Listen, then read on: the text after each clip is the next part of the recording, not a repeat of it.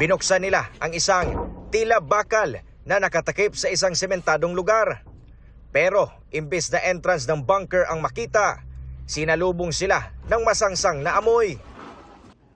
Sinuri rin ang pader na ito, pero bigo pa ring makita ang umano'y secret entrance. Based dun sa nadidetect ng device, yung heartbeat,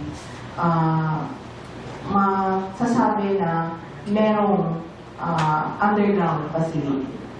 Pinasok din ng pulisya ang isang kwarto sa katedral, pero wala ring nakita. The issuance of the TPO was precisely done to eliminate PNP's restriction and control of the premises. Their presence here. Kasi sa tingin po namin, na-serve na yung warrant of arrest.